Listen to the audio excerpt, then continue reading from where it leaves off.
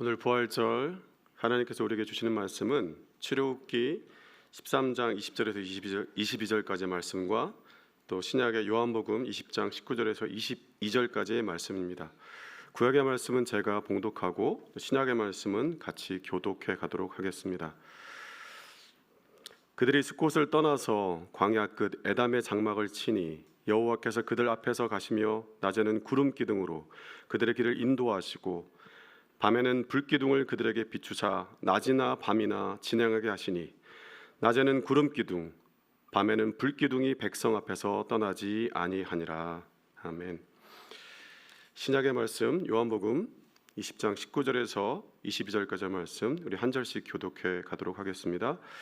이날 곧 안식 후 첫날 저녁 때 제자들이 유대인들을 두려워하여 모인 곳의 문들을 닫았더니 예수께서 오사 가운데 서서 이르시되 너에게 평강이 있을지어다 말씀하시고 손과 옆구리를 보이시니 제자들이 주를 보고 기뻐하더라.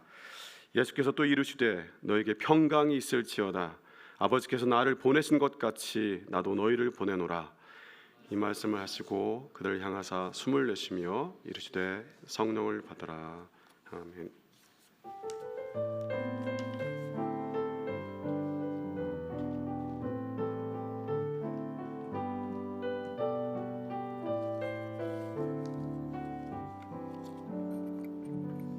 할렐루야. 예수님께서 정말로 부활하셨습니다. 정령 부활하셨습니다. 부활로 인해 기쁨과 감사가 넘치고 새로운 생명과 소망을 마음껏 누리게 되는 여러분들이 되시기를 진심으로 기원합니다. 무엇보다 우리의 감사와 찬양과 예배로 인해 우리 하나님께서 기뻐 춤추시는 그러한 부활절 되기를 기원합니다. 그리고 오늘 성찬식이 있는데 성찬을 통해서 부활의 기쁨을 나누고 부활 이후의 삶을 더 잘 살아내는 그런 우리가 되기를 축복합니다. 저희 어울림에서 요즘에 책 나눔을 하려고 같이 읽고 있는 책 한 권이 있습니다. 여러분들도 한번 읽어보시면 좋을 것 같은데 한번 사진을 보여주시면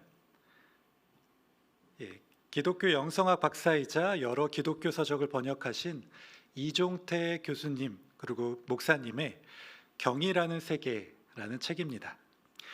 목사님은 책의 서두에서 이렇게 이야기합니다. 땅을 걷다 참되고 선한 아름다운 것들을 만날 때면 우리는 경의를 느낍니다. 그런데 그런 경의는 우리 안에 어떤 그리움을 낳습니다. 진선미의 바다, 하늘을 향한 그리움 말입니다. 저는 인간 안에 내재하는 이러한 초월 지향성이야말로 인간을 인간이게 하는 본질이라고 생각합니다. 우리가 사는 재미와 삶의 의미를 잃은 건 어쩌면 경의를 잃었기 때문일 수 있습니다. 하늘에 걸린 무지개를 볼 때면 뛰었던 가슴을 말이지요. 그런 가슴을 되찾는 것이 영혼이 빠져버린 우리 삶이 이 세계에 다시금 생명의 숨이 깃드는 일, 곧 부활의 삶의 중심인지 모르겠습니다. 조금 공감이 되시나요? 이종태 목사님은 지금 이 세계가 탈주술화된 세계라고 말씀하십니다. 탈주술화된 세계는 매직에서 벗어난 세계입니다. 말이 어려우니 설명을 좀 더 해드리자면 예전에는 사람들이 하늘의 무지개를 보고 경외를 느끼고 삶의 의미를 찾게 되었는데 데카르트가 빛의 굴절 법칙으로 무지개의 원리를 수학적으로 설명한 후에는 사람들이 무지개를 하나의 자연현상, 과학현상으로 보게 되었습니다. 더 이상 무지개를 궁금해하지 않고 무지개를 보면서 감탄하거나 의미를 찾지 않는다는 말입니다.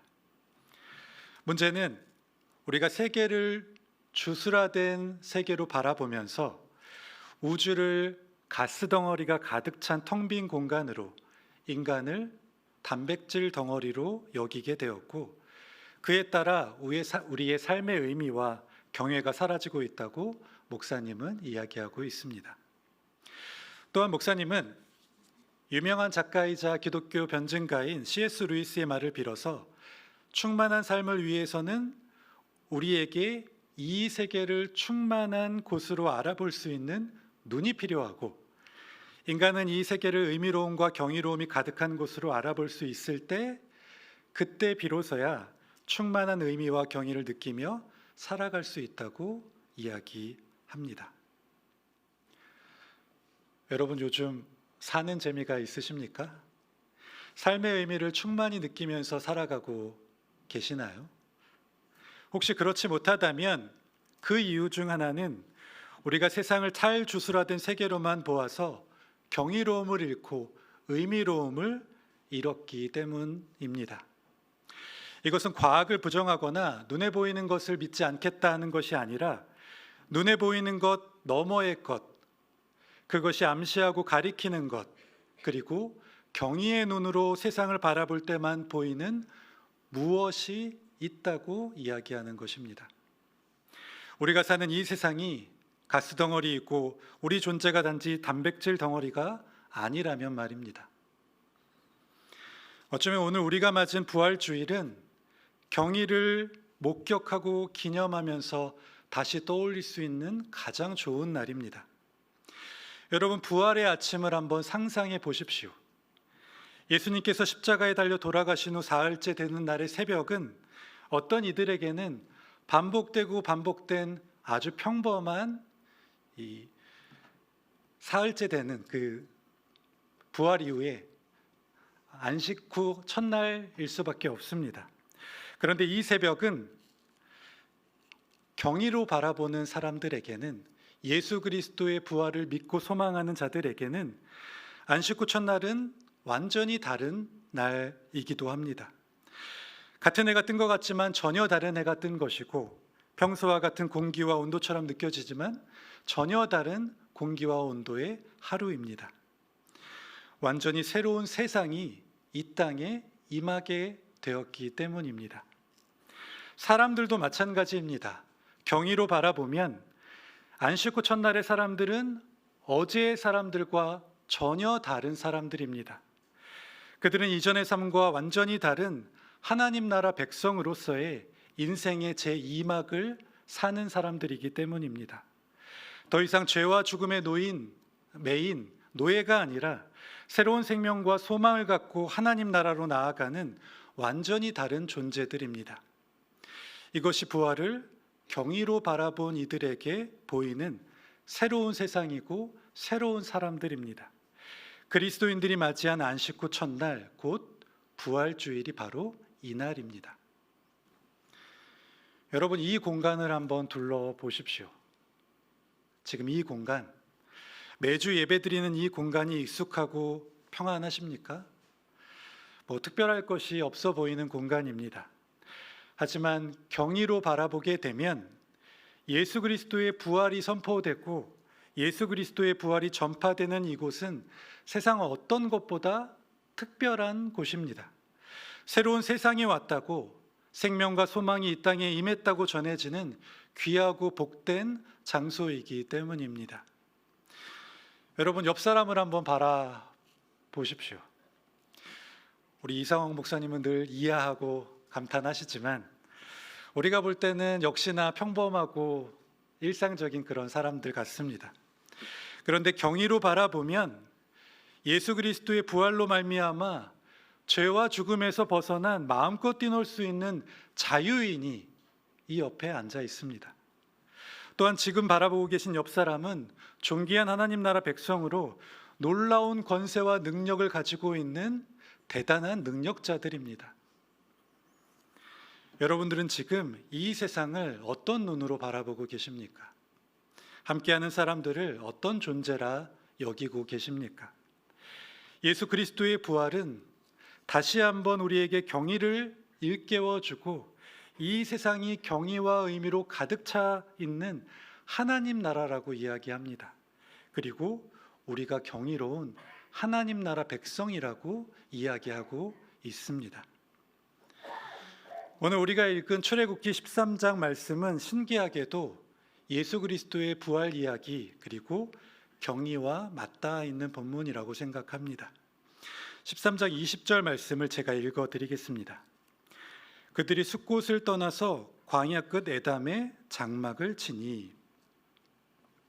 이스라엘 백성들은 출애굽하여 광야 끝에 와 있습니다.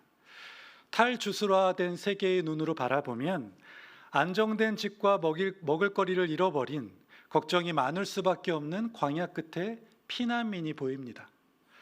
그런데 아무것도 아닌 이 본문과 상황을 경의의 눈으로 바라보게 되면 그들은 완전히 다른 세상에서 전혀 다른 존재가 되었습니다. 이집트와 그 문화에 매여 있던 노예가 이제는 하나님 나라 백성이 되어서 자유인이 되었습니다. 하나님께서 인도하시는 하나님 나라를 바라보며 꿈과 소망을 가지고 의미 있게 행진하는 그 백성들이 바로 지금 여기에 있는 이스라엘 백성들입니다. 이전 이집트의 이스라엘 백성들과 출애굽한 이스라엘 백성들은 완전히 다른 존재입니다.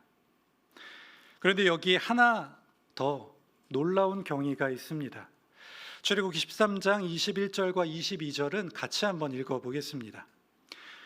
여호와께서 그들 앞에서 가시며 낮에는 구름 기둥으로 그들의 길을 인도하시고 밤에는 불 기둥으로 그들을 비추사 낮이나 밤이나 진행하게 하시니 낮에는 구름 기둥 밤에는 불 기둥이 백성 앞에서 떠나지 아니하니라.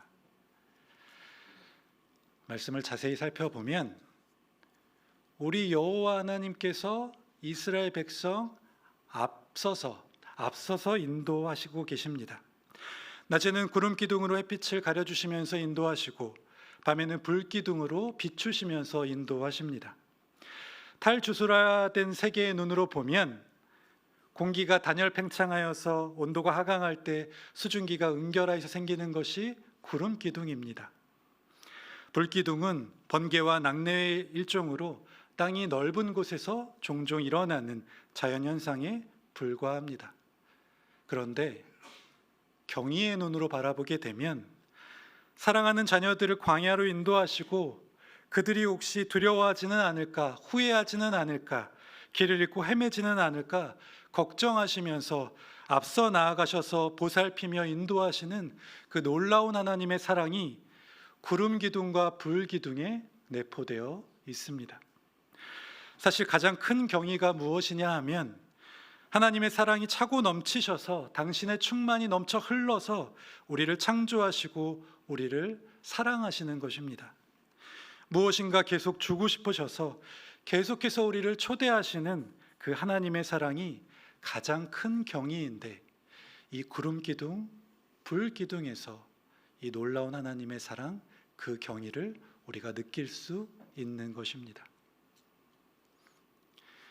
오늘 부활하신 예수님께서 구름 기둥과 불 기둥을 이야기하십니다. 요한복음 20장 21절과 22절 말씀도 같이 한번 읽어보겠습니다. 예수께서 또 이르시되 너희에게 평강이 있을지어다. 아버지께서 나를 보내신 것 같이 나도 너희를 보내노라. 이 말씀을 하시고 그들을 향하여 숨을 내쉬며 이르시되 성령을 받으라. 이 놀라운 경의가 느껴지십니까?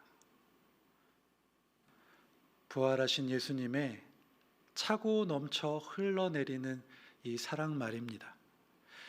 부활하셔서 우리에게 인생의 이막을 열어주시고 새로운 생명과 소망으로 살아가게 하실 뿐만 아니라 하나님 나라 백성답게 살게 하시려고 숨을 내쉬며 성령을 우리에게 부어주십니다. 두렵고 혼란스럽고 걱정스러운 마음, 그 마음을 나의 평안으로 채우겠다. 이제는 내가 너희와 영원히 함께하겠다. 이제는 내가 너희 안에서 함께하겠다. 낮에는 구름 기둥으로 밤에는 불 기둥으로 함께할 테니 너희는 언제나 나와 함께 하나님의 나라를 누리고 그 하나님의 나라를 전하라. 부활하신 예수님께서는 지금 우리에게 이렇게 말씀하고 계신 것입니다. 이런 사랑, 놀라운 경의가 어디 있겠습니까? 우리는 이미 구름 기둥과 불 기둥과 함께하는 사람들입니다.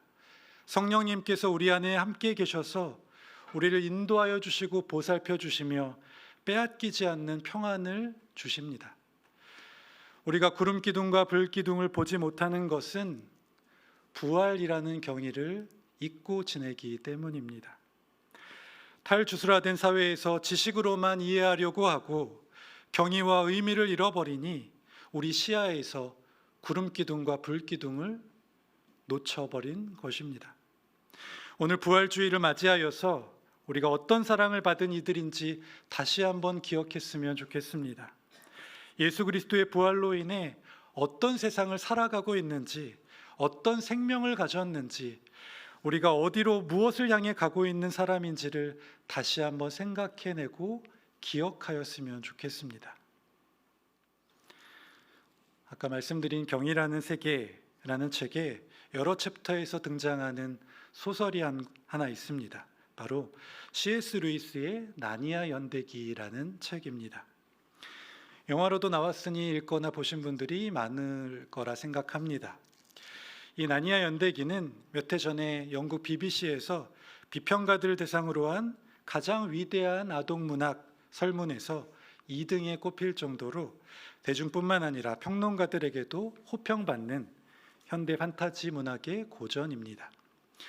사실 이 소설은 15살 된 대부의 딸 루시를 위해 쓴 책이기에 쉽게 쓰이기도 하였지만 반대로 현대 세계에서 스스로를 계몽되었다고 여기고 살아가는 어른들을 위해 쓴 책이다라고 루이스는 이야기하고 있습니다.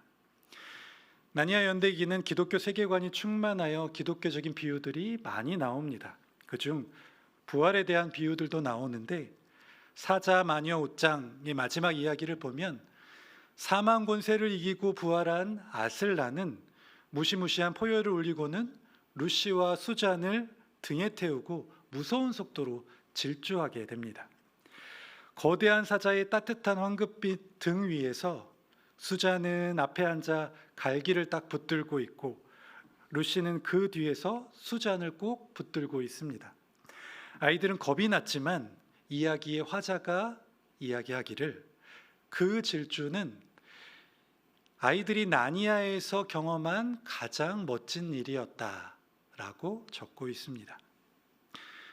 그러니까 화자는 부활은 신나고 춤추게 하는 것이라 이야기하고 싶었던 것 같습니다.